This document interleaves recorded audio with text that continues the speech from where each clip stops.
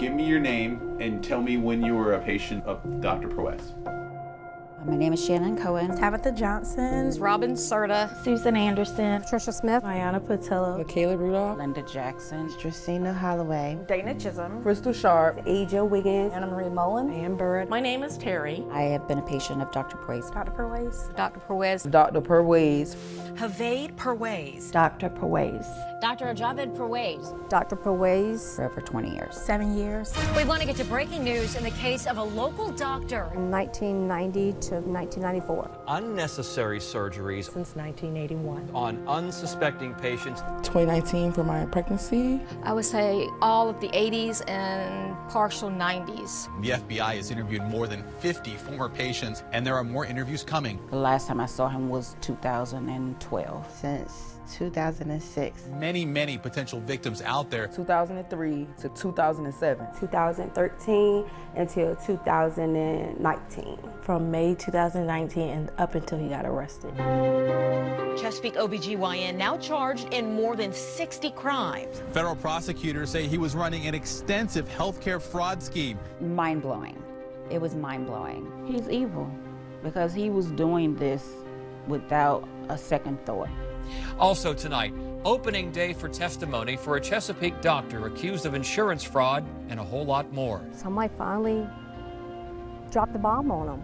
Perwaiz's defense attorney said his client was not a crook, but a hard-working man who loved all his patients. It's not who at all he perceived himself to be. The jury now has the case in the trial of a local OBGYN charged with healthcare fraud. Not only for just the prosecution's sake, where we had to do justice to all the hard work they did, but we owed it to Dr. Perwaiz as well. Prosecutors told the jury that Perwaiz was the conductor of a train of deceit, and the patients were the passengers on a one-way stop to surgery. Well, today those patients got some justice.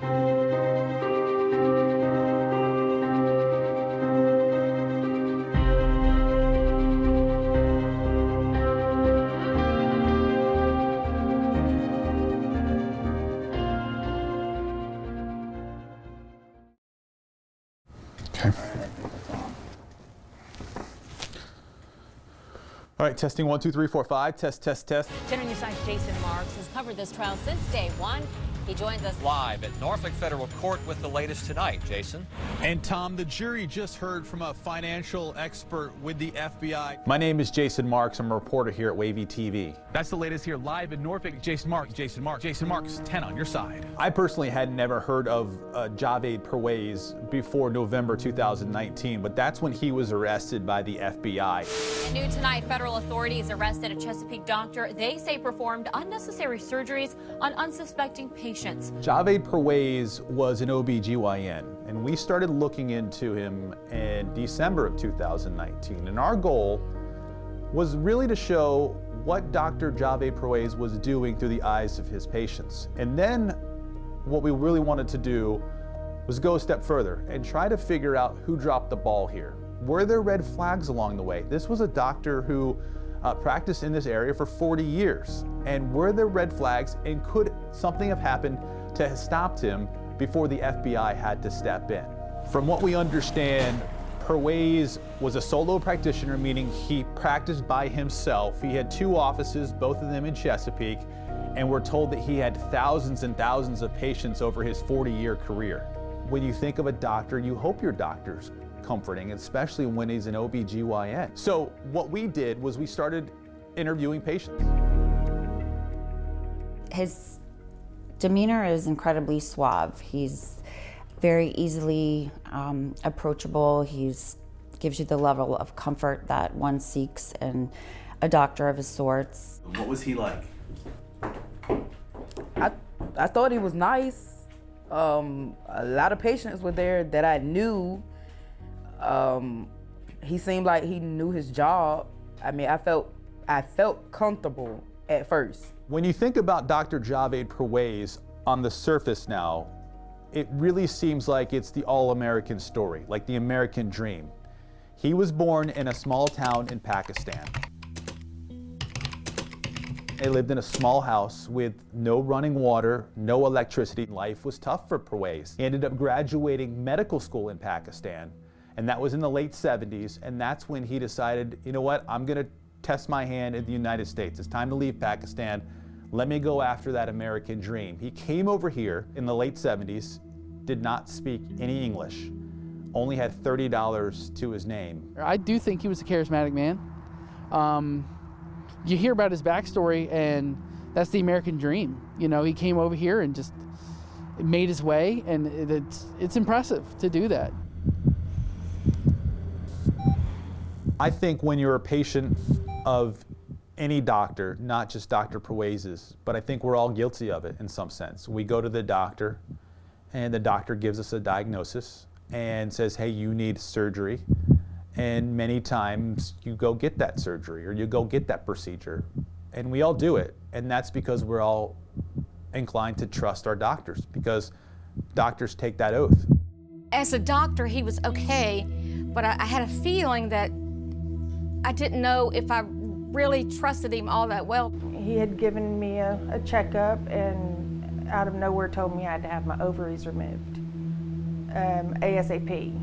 And I had asked him if there was enough time for me to get my daughter off of work so she can take me to the hospital to have this done. He said, yeah, but you have to have it done as soon as possible. So I'll give you till Saturday.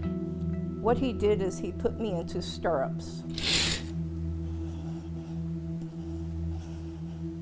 Sometimes with the nurse, sometimes without the nurse being in the room. It was just depending on how many patients he had that day. He told me that this was going to sting a little bit, that I would be fine, and he would take his time and walk me through it. He had very cold hands. He gripped the inside of my thigh very hard.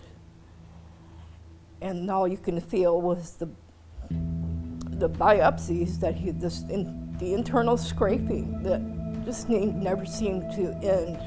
It was very hard to go through. I didn't want to go back.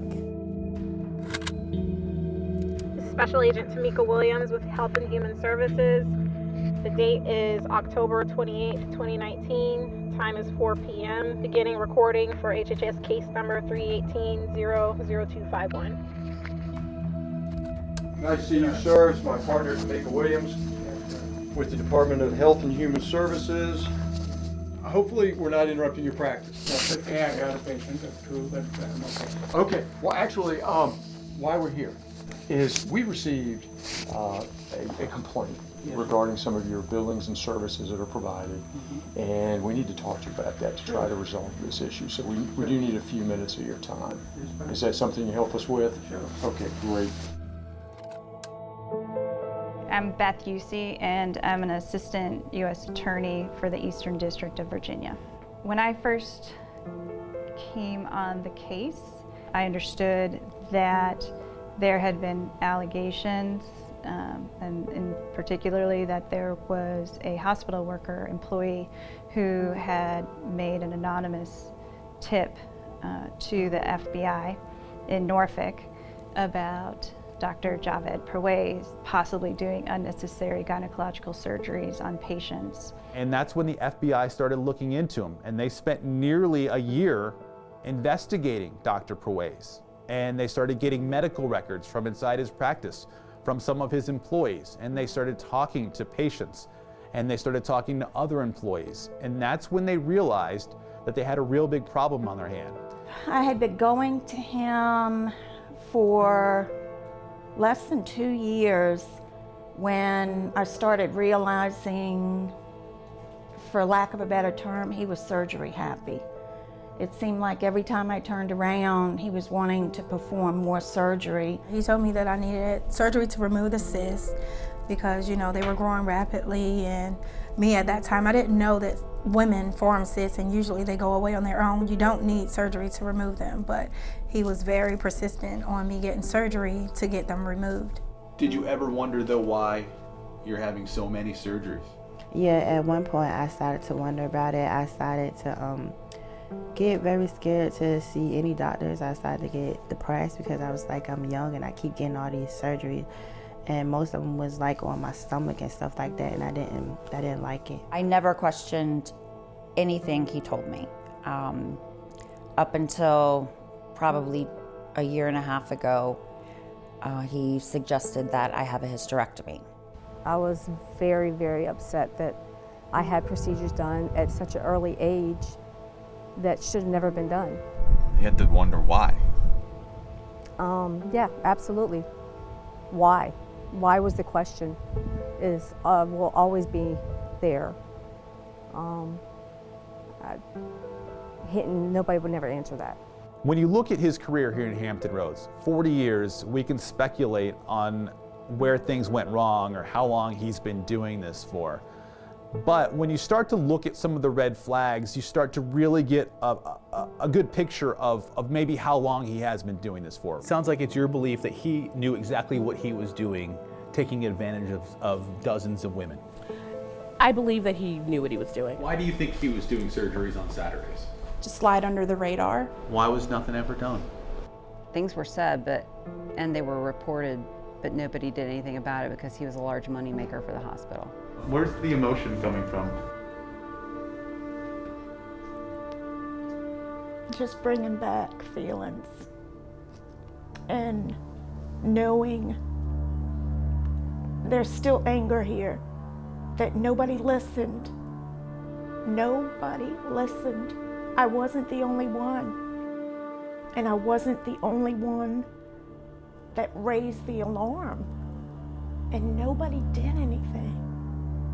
And so many other women and children have suffered because of this man. And I don't understand why nothing was ever done.